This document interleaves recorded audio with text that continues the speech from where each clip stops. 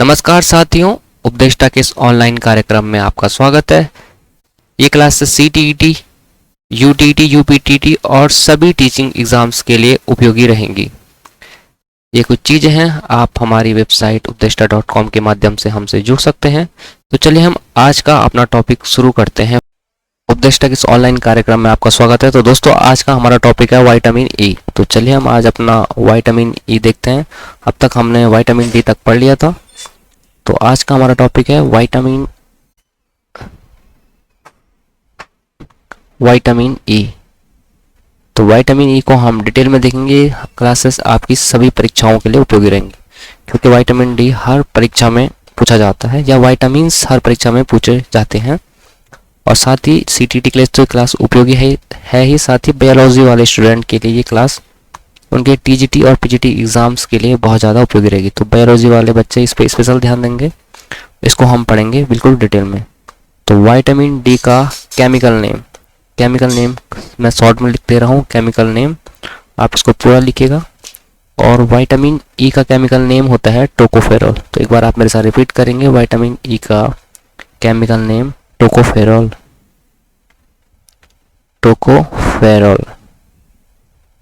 तो आप लोग भी रिपीट करिएगा। केमिकल नेम विटामिन ई का टोकोफेरॉल होता है।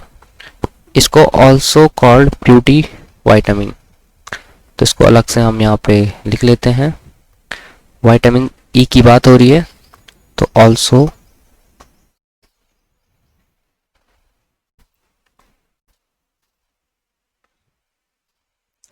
ऑल्सो कॉल्ड, यानी कि विटामिन ई को हम क्या कहते हैं, इसको हम ब्यूटी विटामिन भी कहते हैं।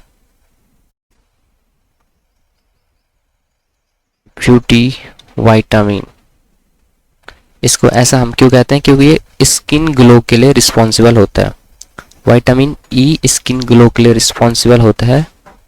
ठीक है, आपने कई क्रीम्स भी देखे होंगे जिसमें लिखा रहता है कि विटामिन ई इसमें है।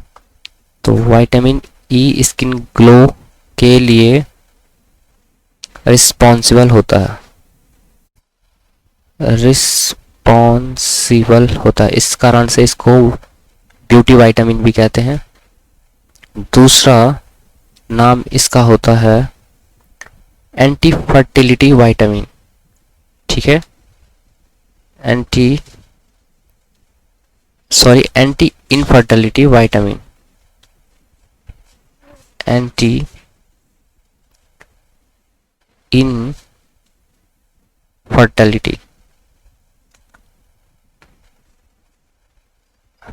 विटामिन। ऐसा इसको क्यों कहते हैं? क्योंकि ये नपुंसकता को कम करता है। विटामिन ई का आपको अच्छी मात्रा में सेवन करना चाहिए, जिससे कि आपका फर्टिलिटी रेट बढ़ेगा। तो नपुंसकता को कम करता है। तो विटामिन ई का आपको अच्छी मात्रा में सेवन करना चाहिए। और इसके लिए कौन कौन से सोर्स, यानी कि क्या चीज़ आपको खानी चाहिए जिससे कि आपको विटामिन ई मिले, तो इसके सोर्सेस हम देख लेते हैं ताकि आप अच्छी मात्रा में इसको इनटेक कर पाएँ। तो सबसे ज़्यादा ये होता है मैक्सिमम, किस में पाया जाता है? मैक्सिमम विटामिन ई पाया जाता है वेजिटेबल ऑयल में, वनस्पतिक तेल में। तो वेजिटेबल ऑयल का अच्छी मात्रा में आप सेवन करिए।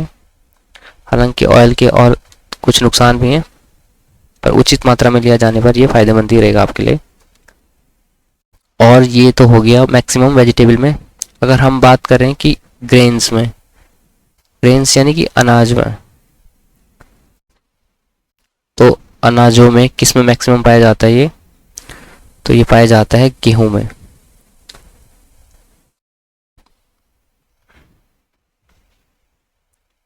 अनाजों में, ठीक है, तो अनाजों में सबसे ज़्यादा विटामिन ई किस में पाया जाता है? व्हीट में। व्हीट यानी कि गेहूं। गेहूं में सर्वाधिक विटामिन ई पाया जाता है अनाजों की अगर बात की जा रही है तो।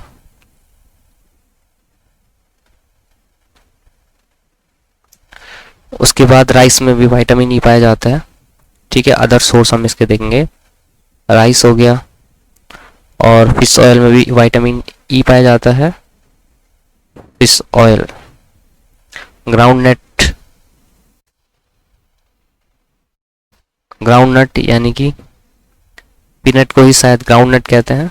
ठीक है, मूंगफली को। और अब हम देखेंगे कि विटामिन ई की कमी से कौन कौन से रोग होते हैं। विटामिन ई और कमी को दर्शाने के लिए नीचे की तरफ तीर। तो विटामिन ई की कमी से होने वाले रोग, दो रोग होंगे, यानी कि मेल में अलग और फीमेल में अलग। ठीक है, तो विटामिन ई की कमी से मेल में और फीमेल में कौन सा रोग होता है या क्या होता है उसको हम देखते हैं। तो पुरुषों में होती है नपुंसकता। ठीक है, नपुंसकता, और स्त्रियों में बांझपन। ठीक है, तो विटामिन ई का आप अच्छी क्वांटिटी में इंटेक करिए, अच्छी क्वांटिटी में विटामिन ई का आप सेवन करिए। उसके बाद हम बढ़ते हैं अपने अगले विटामिन, विटामिन के की तरफ।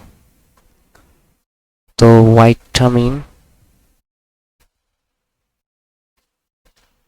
के, विटामिन ए के को क्लॉटिंग विटामिन भी कहते हैं, क्योंकि ये खून के थक्का बनने में मदद करता है, तो इसको क्लॉटिंग।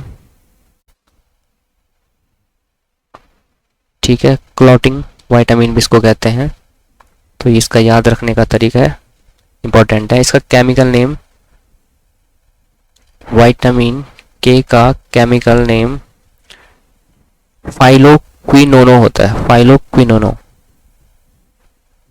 PHYLLO, फाइलो, और QUINONE, फाइलोक्विनोनो। हिंदी में भी इसको मैं लिख लेता हूँ।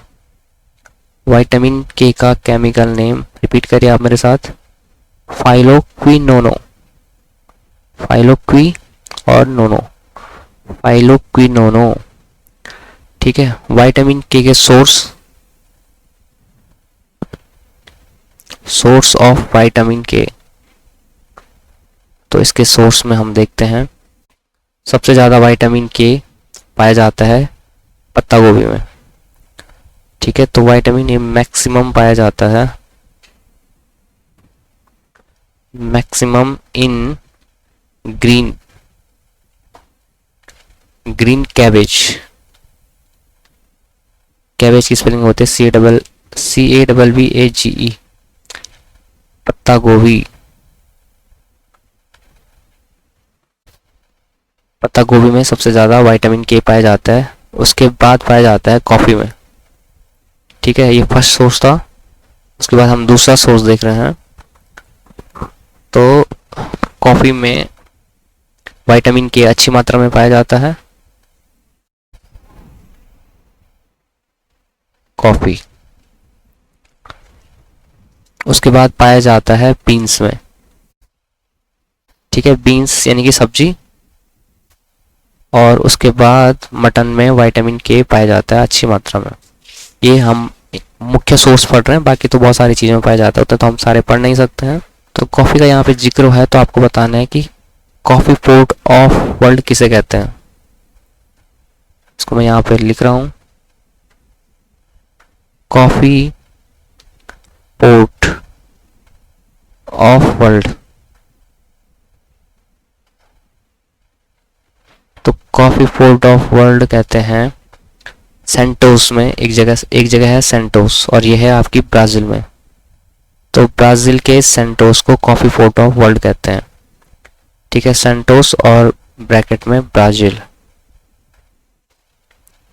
और दूसरा कि आपको बताना है कि भारत में सर्वाधिक प्रोडक्शन कॉफ़ी का कहाँ पे होता है। ठीक है, तो कॉफ़ी का यानी कि कहवा का, कॉफ़ी यानी कहवा। ठीक है, कॉफ़ी का भारत में सर्वाधिक प्रोडक्शन कॉफ़ी का भारत में सर्वाधिक प्रोडक्शन कहाँ पे होता है? तो ये होता है आपके कर्नाटका में। उसके बाद हम फंक्शंस देखेंगे, विटामिन के फंक्शंस, ये इंपॉर्टेंट है, परीक्षा में काफ़ी बार ये प्रश्न पूछा जाता है। तो फंक्शंस हम देख लेते हैं। फंक्शंस ऑफ विटामिन के, तो ब्लड क्लॉटिंग में ये हेल्प करता है और ये इंपॉर्टेंट फैक्ट है। ठीक है, जब हमारा खून कहीं से बहता है तो उसकी क्लॉटिंग यानी उसका थक्का बनने में मदद करता है विटामिन के। ठीक है, तो help in blood clotting, help in blood clotting. अगर ब्लड क्लॉटिंग ना हो, रक्त का थक्का ना जमे, तो सारा खून हमारी बॉडी से बाहर निकल जाएगा। ठीक है, तो जिस जहाँ पे कट लगा रहता है वहाँ पे थक्का बनना बहुत जरूरी होता है। उस थक्के बनने के लिए विटामिन के मदद करता है। ऑल्सो कॉल्ड, इसको हम क्या और कहते हैं? Also called clotting vitamin. ये मैंने ऊपर भी आपको बताया था शुरू में ही। तो क्लॉटिंग विटामिन भी कहते हैं विटामिन के को। और इसकी कमी से अगर हमारी बॉडी में या किसी की बॉडी में विटामिन के की कमी हो जाएगी तो उसके रक्त में क्या होगा? थक्का नहीं जमेगा और सारा खून बाहर निकल जाएगा और व्यक्ति खून की कमी से उसकी डेथ हो जाएगी। तो विटामिन ए के की कमी से कौन सा रोग होता है? हेमोफीलिया या हीमोफीलिया रोग। ठीक है, हीमोफीलिया।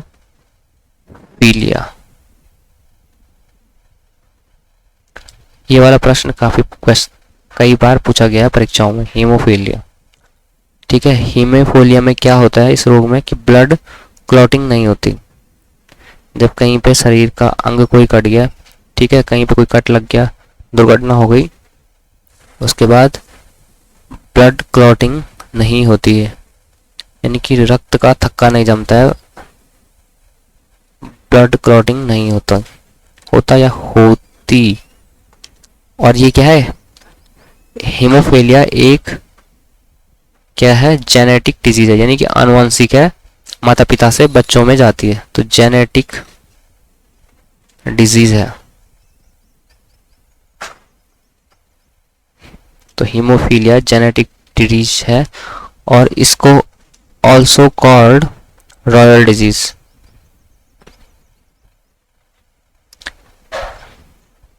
इसको रॉयल डिजीज भी कहते हैं क्योंकि ये ज़्यादातर अमीर लोगों में होते हैं जो काम धाम ज़्यादा नहीं करते हैं, जिनका कि बैठना ज़्यादा रहता है।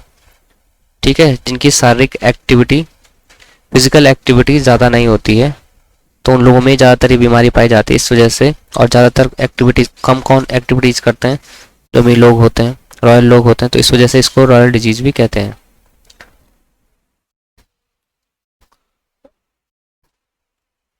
तो यहाँ पे हीमोफीलिया से आपको बताना है कि वर्ल्ड हीमोफीलिया डे कब मनाया जाता है, आपको ये बताना है। ठीक है, वर्ल्ड हीमोफीलिया डे कब मनाया जाता है ये आपको बताना है कमेंट सेक्शन में। ठीक है, और एक और चीज मैं आपको बता लेता हूँ कि एंटी क्लॉटिंग विटामिन किसको कहते हैं।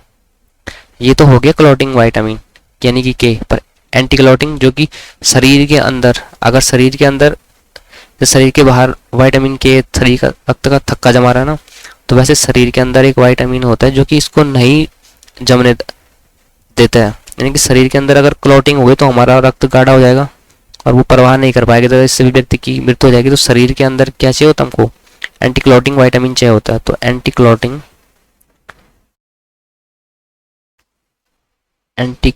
विटामिन, और उसको कहते हैं आपका हेपरिन।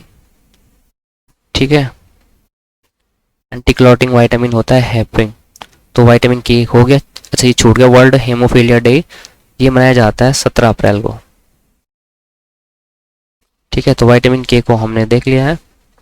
तो सीटीटी एग्जाम्स के लिए तो ये इतना ही जरूरी है। इसके अलावा अगर आप जानना चाहते हैं कि ब्लड क्लॉटिंग कैसे होती है, और जो बच्चे बायोलॉजी टीचिंग एग्ज़ाम की तैयारी करते हैं, इनको biology LT lecturer TGT PGT exams की तैयारी कर रहे हैं, तो उनके लिए अब हम देख रहे हैं डिटेल में कि प्रोसेस ऑफ ब्लड क्लॉटिंग क्या होती है। तो मैथ्स वाले बच्चे इतने पार्ट को स्किप करके सीधे जा सकते हैं विटामिन पी की तरफ, तो थोड़ा सा आगे क्लास को बढ़ा सकते हैं मैथ्स वाले बच्चे। बायो वाले बच्चों के लिए ये जरूरी है। तो आगे हम इम्पोर्टेंट देख लेते हैं प्रोसेस ऑफ ब्लड क्लॉटिंग।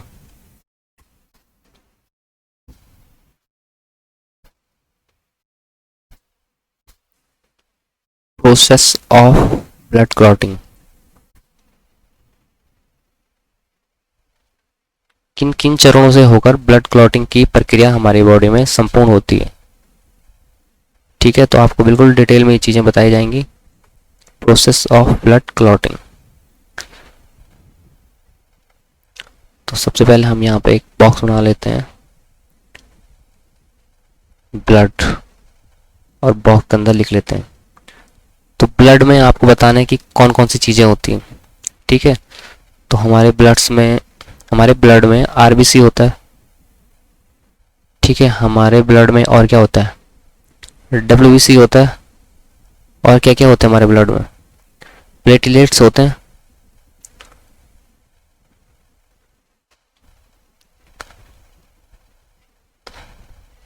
तो ये तीनों इंपॉर्टेंट हैं, इनका हमने यहाँ पे जिक्र कर लिया। बाकी हम इनको डिटेल में भी पढ़ेंगे ब्लड वाले चैप्टर में। ठीक है, कि ब्लड में क्या क्या है, उस टाइम हम पूरे डिटेल में सारी चीज़ें देखेंगे। आरबीसी को कहते हैं ERTH अर्थरोसाइट। ठीक है, और प्लेटलेट्स को कहते हैं THROMB थ्रोम्बसाइट। प्रोनाउंसिएशन और स्पेलिंग गलत हो सकती है, आप लोग चेक करिएगा। और डब्ल्यूबीसी को कहते हैं ल्यूकोसाइट। मतलब कि डब्ल्यूबीसी का एक टाइप ल्यूकोसाइट भी होता है। ठीक है, इसको जब हम डिटेल में पढ़ेंगे तो उसमें हम और चीज़ें भी आपको बताएंगे।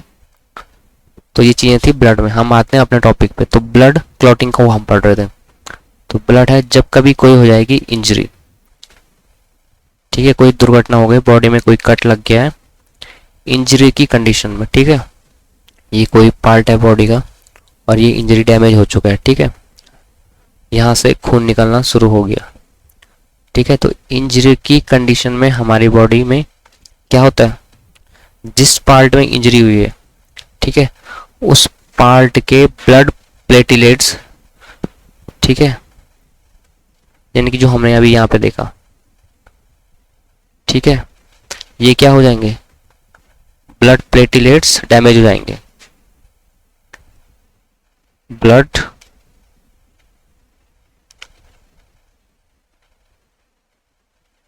Platelets damage. ठीक है, ब्लड प्लेटलेट्स डैमेज हो रहे हैं, तो अब बॉडी क्या करेगी उसके लिए। देखिए, हमने यहाँ पे अभी देखा था कि प्लेटलेट्स क्या होते हैं, थ्रोम्बसाइट होते हैं, थ्रोम्बसाइट। ठीक है, तो बॉडी को अब थ्रोम्बसाइट बनाने पड़ेंगे, जिससे कि क्या हो, ब्लड प्लेटलेट्स जो डैमेज हो चुके हैं वो दोबारा बने। ठीक है, तो अब क्या होगा, फॉर्मेशन की प्रक्रिया, किसके फॉर्मेशन की प्रक्रिया शुरू हो जाएगी, फॉर्मेशन ऑफ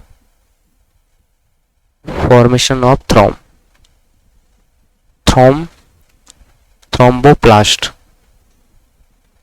ठीक है, थ्रोम्बोप्लास्ट की प्रक्रिया, बनने की प्रक्रिया शुरू हो जाएगी।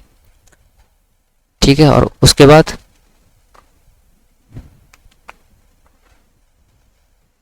अब यहाँ पे देखिए आप, एक चीज है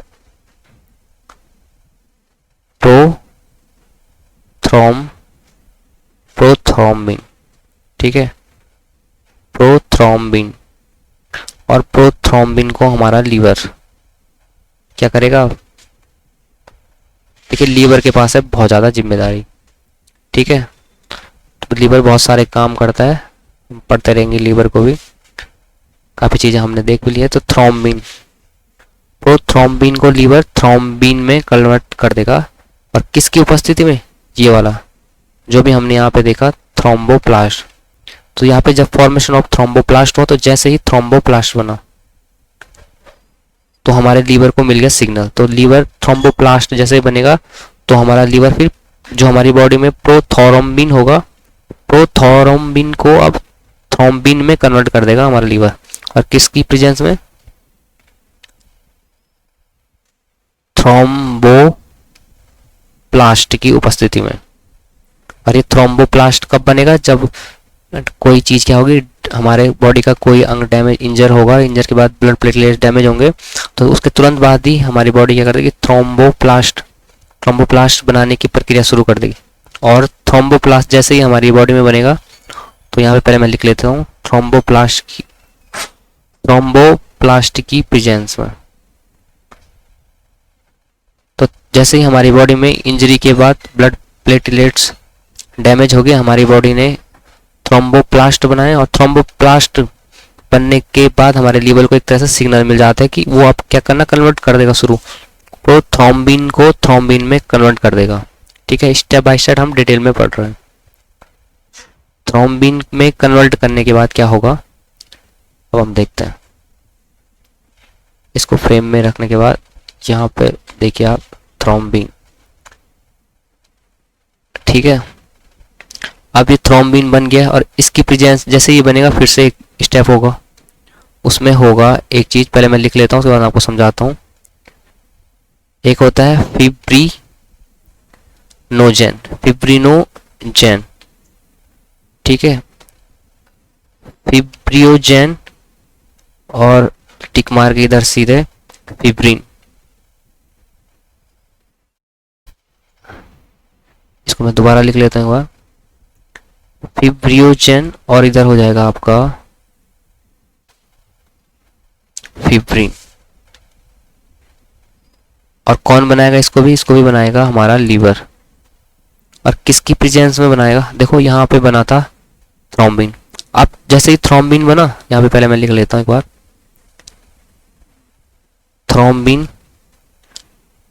थ्रोम्बिन की व क्लोरीन की प्रेजेंस। ठीक है, तो इस स्टेप तक हम पहुंच गए थे कि थ्रोम्बिन बना, लीवर ने ही बनाया। अब जैसे थ्रोम्बिन बना, तो फिर हमारे लीवर को सिग्नल पहुंच गया। थ्रोम्बिन बनते ही हमारे लीवर को एक तरह से सिग्नल मिल रहा है, और थ्रोम्बिन व क्लोरीन की प्रेजेंस में हमारे लीवर क्या करेगा? फिब्रिनोजेन को फिब्रिन में कन्वर्ट कर देगा। तो जैसे ही थ्रोम्बिन हमारी बॉडी में बनता है, लीवर को एक सिग्नल मिलता है कि अब इस फिब्रिनोजेन को फिब्रिन में तोड़ना है। ठीक है, इतनी बड़ी प्रोसेस हो गई, और ये कुछ ही चंद मिनटों में ये प्रोसेस हमारी बॉडी कर देती है। ठीक है, जितना इस प्रोसेस में लेट होगा, उतने व्यक्ति को नुकसान हो जाएगा। अब देखिए, वो घाव जो पहले बना था, घाव इस तरह का घाव बना हुआ था, ठीक है, जिससे कि ब्लड बाहर निकल रहा था। अब वो घाव के साथ कौन मिल जाएगा? जो अभी बना हुआ फिब्रिन। घाव के साथ फिब्रिन मिलेगा, और क्या बन जाएगा? ये घाव ऐसा था, इसको समझना जरूरी है। ये घाव है, और घाव पे बन जाएगा एक नेट लाइक स्ट्रक्चर। ठीक है, घाव के साथ जैसे कि फिब्रिन मिलेगा, तो क्या क्रिएट कर देगा ये? इसको मैं इधर लिख लेता हूं, क्रिएट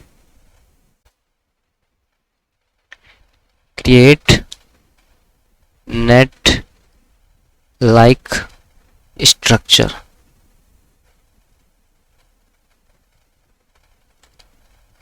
ठीक है, तो यही क्या है? रक्त का थक्का जमा। ये नेट लाइक स्ट्रक्चर जो बना, यही रक्त को थक्का जमाने में मदद करेगा। और ये प्रोसेस कितना टाइम लेती होगी आपको बताना। जब घाव लगा, इस प्रोसेस को होने में कितना टाइम लगता होगा? बस कुछ चंद मिनट में। This process take 6 minute.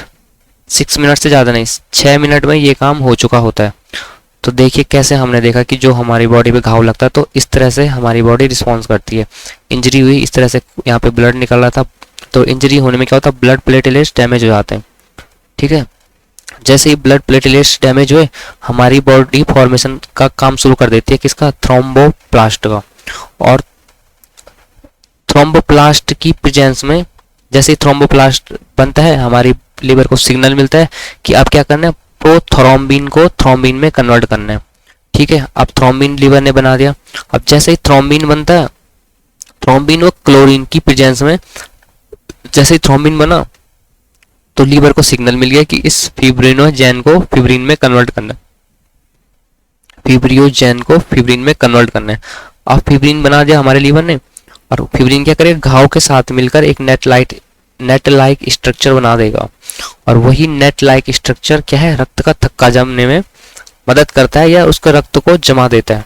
और ये प्रोसेस कितने मिनट लेती है, पूरे 6 मिनट का समय ये प्रोसेस लेती है। तो ब्लड क्लॉटिंग को भी हमने डिटेल में पढ़ा। अब हम पढ़ते हैं विटामिन पी। तो ठीक है, अब हम देखेंगे विटामिन पी। विटामिन पी, ठीक है, इसका केमिकल नेम, विटामिन पी का केमिकल नेम, इसको मैं शॉर्ट में लिख दे रहा हूँ, केमिकल नेम आप इसको पूरा लिखिएगा। तो केमिकल नेम इसका होता है हेस्पिरिडीन, हेस्पिरिडीन, ठीक है। तो इसकी स्पेलिंग मैं लिख रहा हूँ, आप लोग चेक कर दीजिएगा, ठीक है। HES हेस्प्री, HESPRI, PRI या PIR होगा, ठीक है। हेस्पिरिडीन, हेस्पिरिडीन, ठीक है। विटामिन पी को हम पढ़ रहे हैं, वाटर सॉल्युबल विटामिन में हमने देखा था BCP, ये तीनों क्या होते हैं, वाटर सॉल्युबल होते हैं, ठीक है। और बाकी अदर होते हैं फैट सॉल्युबल विटामिन। तो BCP है तो इनका स्टोर बॉडी में नहीं होता है, तो पी का भी स्टोर बॉडी में नहीं होता है, तो इसको हम मिटा लेते हैं। आते हैं हम वापस इसके सोर्स में। तो विटामिन पी के सोर्स कौन कौन से होते हैं, तो विटामिन पी के सोर्स होते हैं ग्रीन वेजिटेबल्स, सारी हरी सब्जियां, ठीक है, ग्रीन वेजिटेबल। और सिट्रस, एक मिनट, सिट्रस फ्रूट से भी इसके क्या होते हैं, इसके सोर्स होते हैं। तो सिट्रस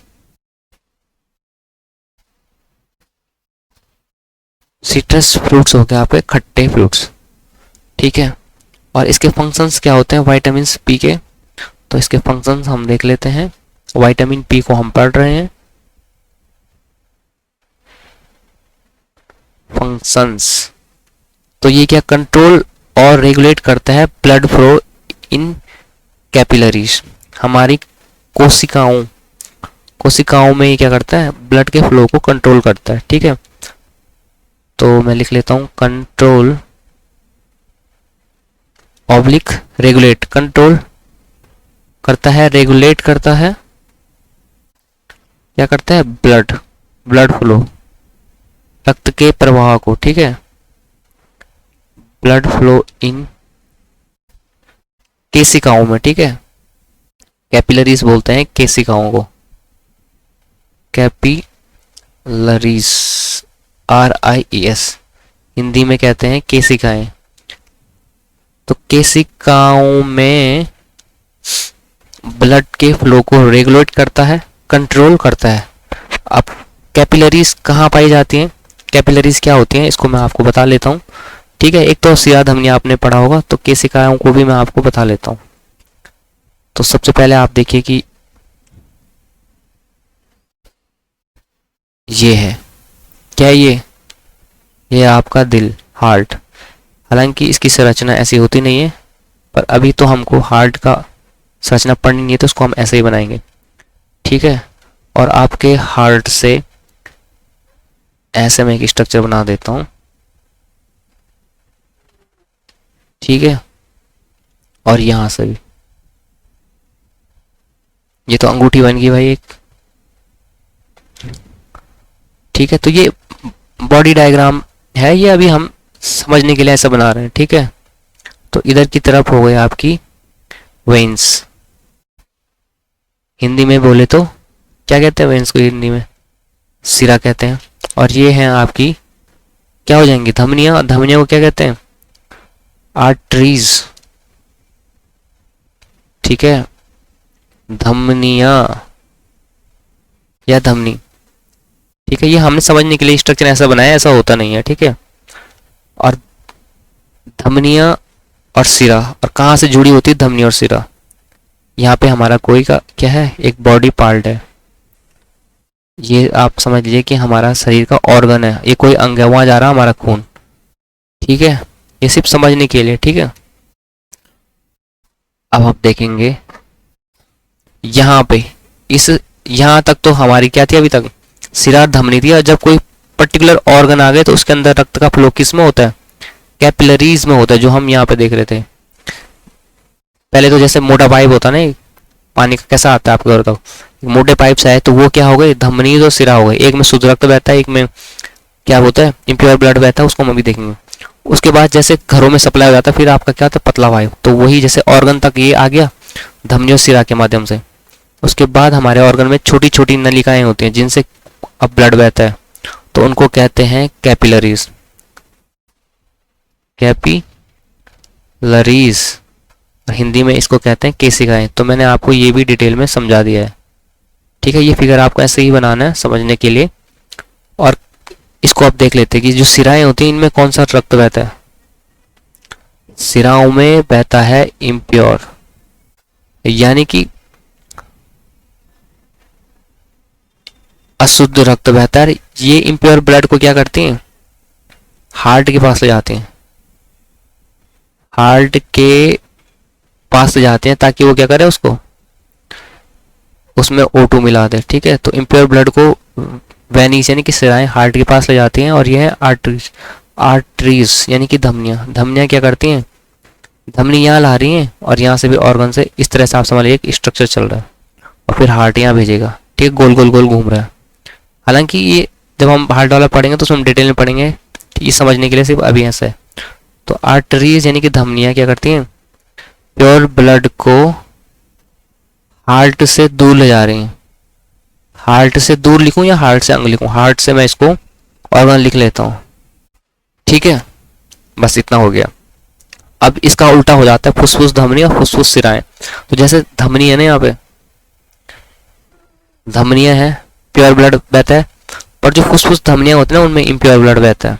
और जैसे ये है वेनिस सिराएं, तो जो फुसफुस सिराएं होती है उनमें शुद्ध रक्त बहता है, उल्टा हो जाता है। ठीक है, तो उसको हम पढ़ेंगे जहाँ पे चैप्टर आएगा। तो सारी चीज़ें हम आपको डिटेल में जो भी आ रहा है उनको हर एक चीज़ को क्लियर करते हुए चल रहे हैं, तो बिल्कुल आपको भी ऐसे ही पढ़ना है। ठीक है, और आज हमारा विटामिन वाला चैप्टर कंप्लीट हो चुका है। इस बार हमने विटामिन पढ़ लिया है। अगली क्लास में हम मिनरल्स शुरू करेंगे और उनको हम जल्दी से देखेंगे कि कौन कौन से खनिज हमारे शरीर में, जैसे आयरन, कॉपर, जिंक, जस्ता, सब हमारे बॉडी को आयोडीन चाहिए होता है। ठीक है, वो सब अब हम देखेंगे और अगली क्लासेस उनकी ही रहेंगी, वो भी काफ़ी इंपॉर्टेंट है। ठीक है, और इस बार तो एक बार आज की क्लास का हम रिवीजन कर लेते हैं। विटामिन ई पहले हमने पढ़ा था, इसका केमिकल नेम टोकोफेरल होता है, ऑल्सो कॉल्ड ब्यूटी विटामिन, क्योंकि स्किन को ग्लो करने के लिए रिस्पॉन्सिबल होता है vitamin E. Anti infertility vitamin कहते हैं, नपुंसकता को कम करता है। ठीक है, इन यहाँ पे जरूरी है, एंटी फर्टिलिटी देखेंगे तो गलत हो जाएगा। एंटी फर्टिलिटी वाला विटामिन हमने देखा था नीचे, वो दूसरा होता है। ठीक है, तो हमने पढ़ना है एंटी इनफर्टिलिटी विटामिन। ठीक है, सोर्स इसके होते हैं वेजिटेबल ऑयल, अनाजों में सबसे ज़्यादा मैक्सिमम पाए जाते हैं वेजिटेबल ऑयल में। अनाजों की बात की जाए तो उनमें सबसे ज़्यादा पाया जाता है गेहूं में।